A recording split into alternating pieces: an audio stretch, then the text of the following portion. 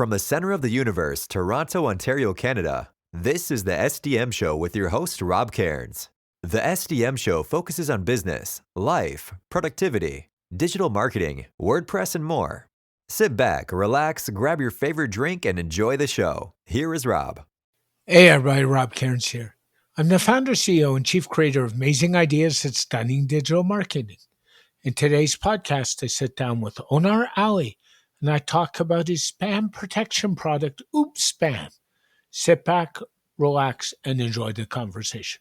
This episode of the SDM Show is sponsored by Stunning Digital Marketing, the agency to handle all your WordPress website security needs. Go on over to stunningdigitalmarketing.com and find out how we can help you secure your website so you no longer have an issue with backups, being hacked, or your website being compromised. That's stunningdigitalmarketing.com.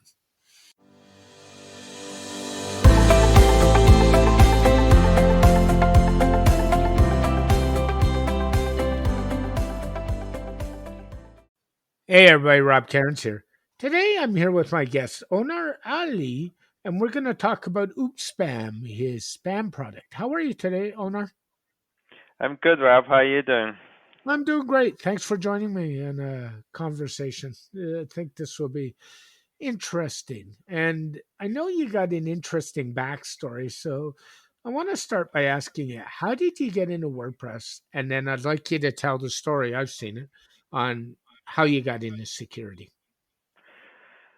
So I will start with WordPress. Or maybe I will start with security. And like first, I actually when I was in high school, I started with security, and I did some penetration testing on some websites and including some government websites, helped with some organization, even when I was in high school. Then when I started college, I took the classes in security, and I did my master's.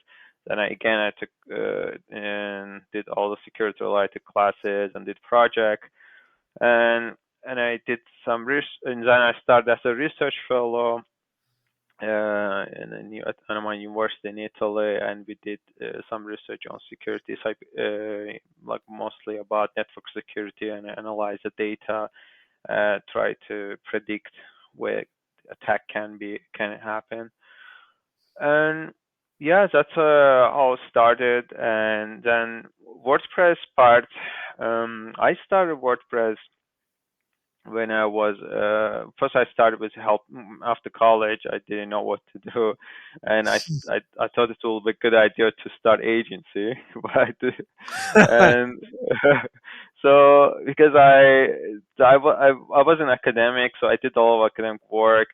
Then I didn't want to go back to corporation and work, so I thought maybe I should work for myself and start agency.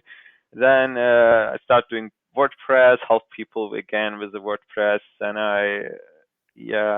that's how I introduced myself to WordPress. Yeah, it's So always interesting to find out how people got in to WordPress and found the CMS and yeah, what they're doing. yeah. I guess it's a go to CMS, WordPress. Whatever you search, you always come online. It always comes up. WordPress comes first, and yeah, I mean, for me, WordPress was really good getting started with it. I didn't know. I didn't have a PHP background. I didn't wrote any code in PHP, but WordPress was pretty easy to get started. And from there, I started building websites for customers. But I had an engineering background, 13 years, so it was pretty easy to get started. Then I started my company, and that's where I also started working on the plugin development, and that's where I got to know more about core WordPress and stuff. Yeah. So I have to ask you, you have a plugin that protects from spam called OOPSpam. Do you guys have a free version in the repository and then a paid version, or do you go right to the paid version? And if so, why did you make that choice or not make the choice? So we have a trial. So our plugin works sends a request to our server. So it doesn't stand alone. It doesn't work offline. So it has to connect to our server to send data. So we have a 40 days, no 40 checks, spam checks when you install plugin and you take the API key from our dashboard and put it in our plugin. You can test it for 40 spam checks. And after that, either you have aggregate or wait another month to reset the rate limit. So 40 spam checks per month is free. Of course, it's not enough. 40 spam checks isn't that much, but we are thinking it as a like for testing purposes, not necessarily for actually using it. Okay. Why we make that choice? To us, we OOPSpam started as an API. I mean, still its main product is the API WordPress plugin. We just develop it to support WordPress community and get into the WordPress community. But initially we started with a 40 free trial, and that's how it started, and that's why we went with that with WordPress too. But I know that many plugins they have freemiums, and they recommend to have freemiums to Yep. to attract the users. There's a number of developers I know, like, for example, my good friend over at WS Forums, Mark Westgard, he runs a free version in a repository that's kind of scaled down. And then depending on what you want, or if you want Yeah. to go right up, in my case, right to the agency license, what the cost will be. And it fluctuates based on that. So I understand people make their choices for one reason or another. In terms of what your plugin does, let's talk about functionality. What's the main function of it, and how does it help secure your website? So OOPSpam, uh, so OOPSpam doesn't use any JavaScript in your front end, so or any cookies, so there is no captcha to solve. There's no challenge to solve for customers, and there is no cookies or no JavaScript on your website when you install the OOPSpam. So many times that people have problems because of in terms of privacy, because of plugins use cookies, or performance problems because this plugin loads a lot of JavaScript and other files. So OOPSpam doesn't do that. It just works in backend in the server.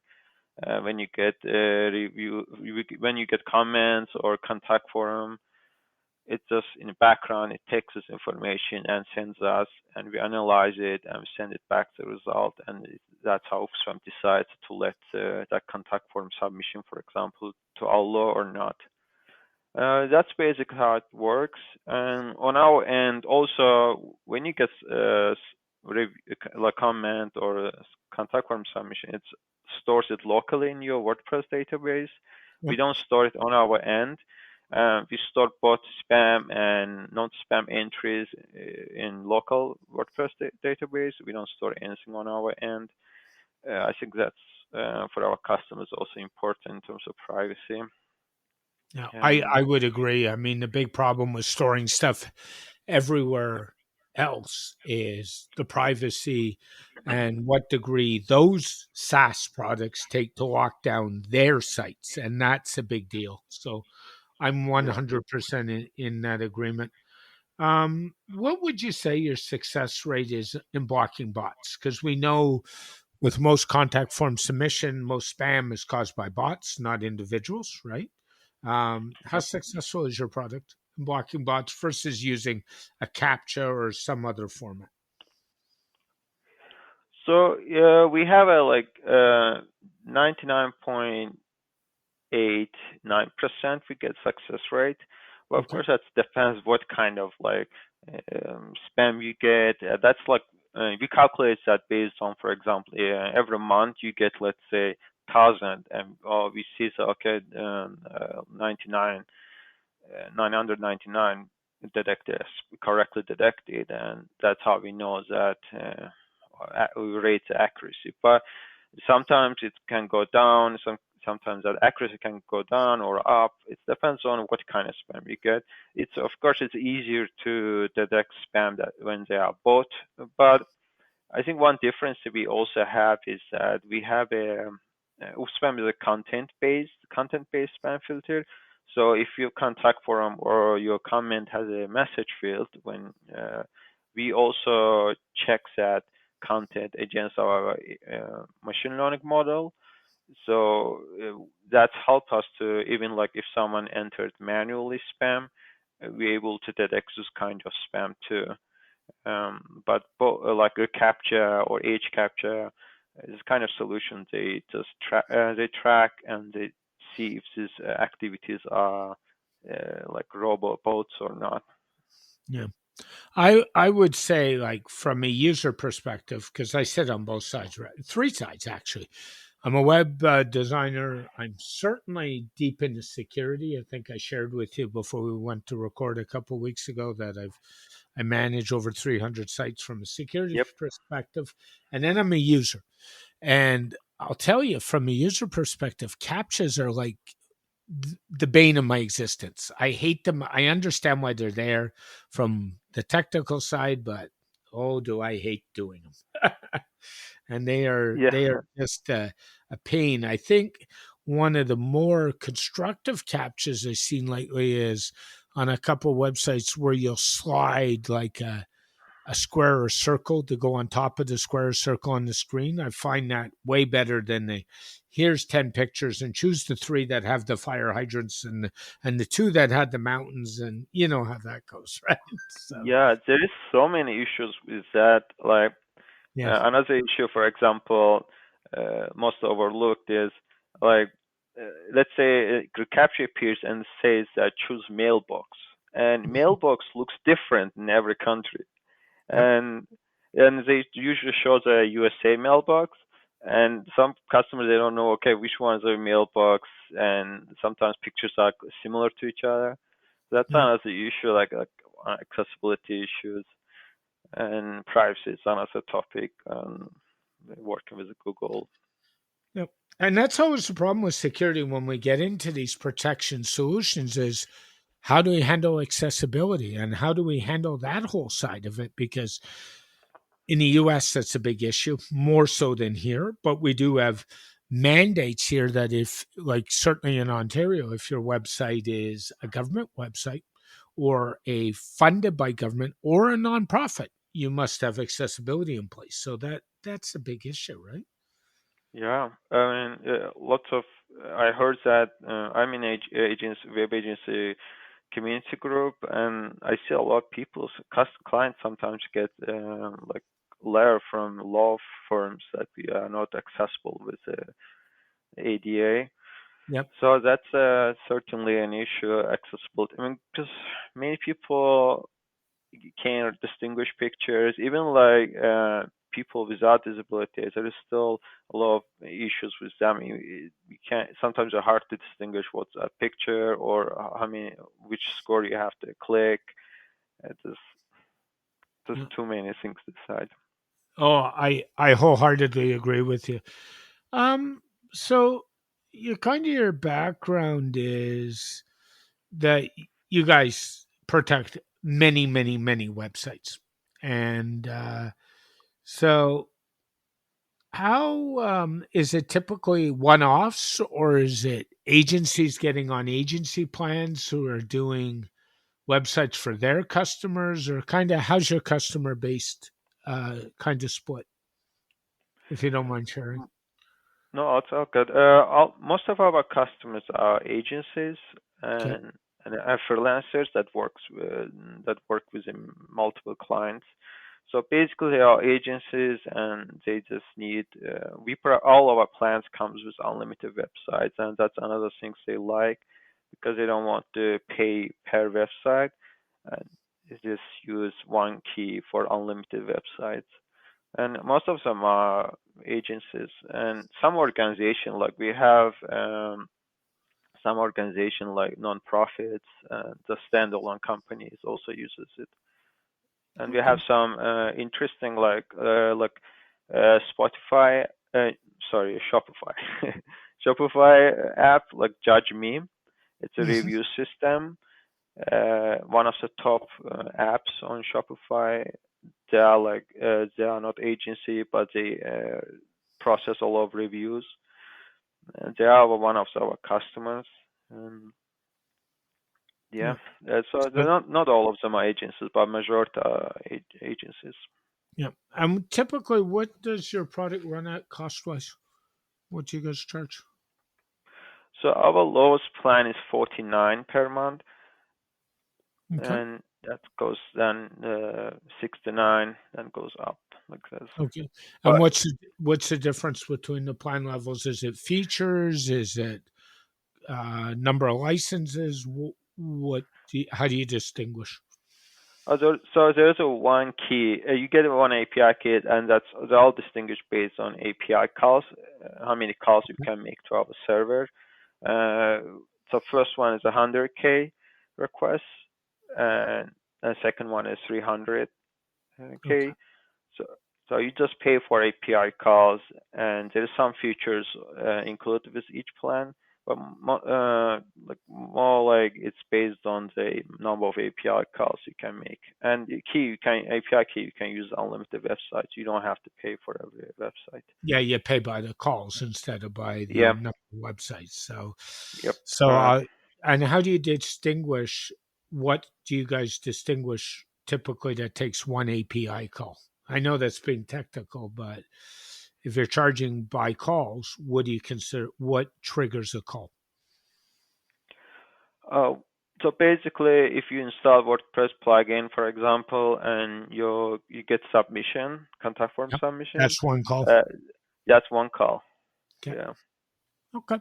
That's actually pretty reasonable. So if you've got so the moral of the story is if you got a couple of high volume websites, you're probably going to go through the number of calls more than somebody who's got 50 websites and are all low volume and very low contact form submissions, right? So Yeah, most of our customer, even agencies, we have a freelance plan, agency plan, and business.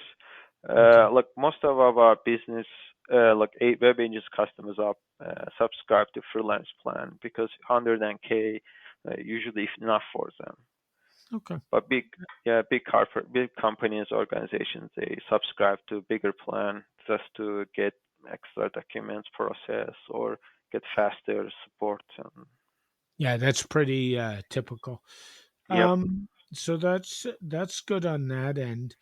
And you mentioned the other thing this helps with, if I recall, is comment spam, correct? And I think I think a lot of I think something like this would have probably been a bigger use like 10 years ago or 15 years ago. And I hate to say that because I think a lot of websites just frankly just turn off the comments now, so that's not as much an issue anymore. Yeah, it used to be like that. Used to be many website had a comment section, but now Yep. most of them just turned off and they don't even have a comment section. But it's sometimes if you're blogging actively, and it's just helpful to have a community. They can ask questions and discuss with you. Yep. Um, A site like WP Tavern gets, because it's a news site and probably the most known news site in the WordPress space, probably gets way more comments. I mean, I know from my perspective, 10 years ago, I was probably averaging 30, 40, 50 comments a week. And when I turned them off, I was averaging one a week. And out of those one, I can guarantee you three-quarters of them were comment spam and pharma links and crypto links and everything else. And I just said, no, I don't want to deal with this anymore. I'm done. Turn them off. Because yeah, I think most of the comments actually now take place on social media, not on your website. I think that's the way it's gone. yeah, it's social media. Yeah, definitely. Not comments went to the different platforms also. Like most of them are not. I think comments spams are now more like review spams that you can Yep. see like from Amazon to different platforms. They just move there and just they post their spam there, and they become also smarter. Like they are not any more like more crypto or similar. They are more like advanced commands where they use AI to write certain like human like you cannot tell like it is written by a bot or by someone manually submitted. This kind of spam that we work on, this kind of spam to detect with machine learning model. Of course, it's harder because they use also similar models to write a text that sounds like someone real wrote it. Yeah. And like, to be fair, I think being in the security space and understanding it, products like this are necessary, but they're a really hard sell because they're not sexy. Like, I hate to say use that term, but they don't, they don't appease to something, and they're not really hard on the sexy side. Like, it's not like something that makes something pop out at you or something. And I would say that's true of every product in the security space. They're hard sells to clients sometimes, don't you think?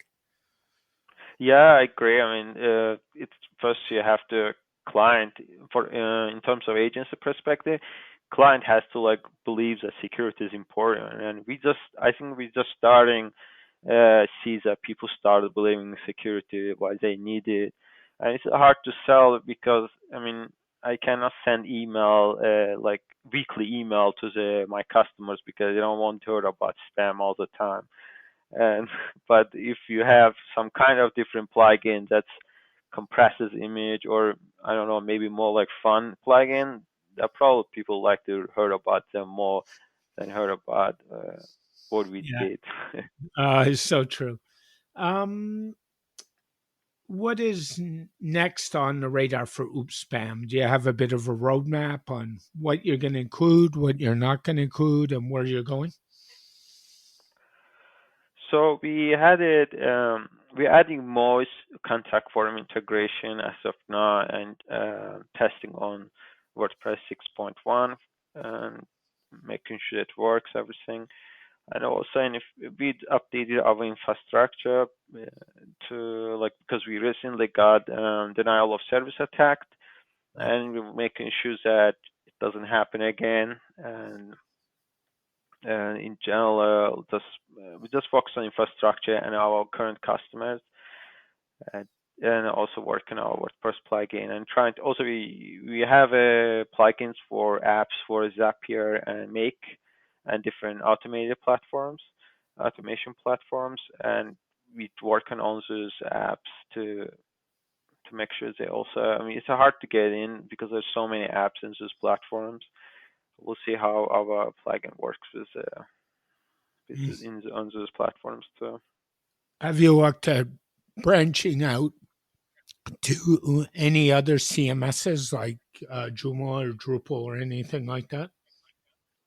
No, not really. We don't have any. We didn't develop any integration with these platforms like not Drupal or Joomla, but uh, we don't. We just focused on WordPress. It looks like it's most popular, but Yeah. yeah, it's we still provide API. So if someone wants to integrate to their website, they could. Of course, it's nice to have when companies they provide already the apps for those platforms. Yeah. So true. Onar, thanks for joining me today and talking a little bit about your product OOPSpam. If somebody wants to get a hold of you, how's the best way? So best way is Onar at oopspam.com, and this is my email, or they can just also reach out to me through Oopspam support. I'm always there to help. Um, and yeah, Thanks so much, and I wish you all the yeah, best with the product. Have a yeah, great. yeah, yeah. Thanks so much. This episode of the STM show is sponsored by Stunning Digital Marketing, the agency to handle all your WordPress website security needs. Go on over to stunningdigitalmarketing.com and find out how we can help you secure your website so you no longer have an issue with backups, being hacked, or your website being compromised. That's stunningdigitalmarketing.com. A very special thank you to Onar for joining me on this edition of the SDM Show. Thank you for listening to this edition of the SDM Show. The SDM Show is brought to you by Rob Cairns and Stunning Digital Marketing. For more information about Rob Cairns and Stunning Digital Marketing, go to stunningdigitalmarketing.info. From here, you can connect to us on social media, go to our website, and even go to the podcast to subscribe. This podcast is dedicated to my late father, Bruce Cairns. Dad, I miss you very much. Keep your feet on the ground. Keep reaching for the stars. Make your business succeed.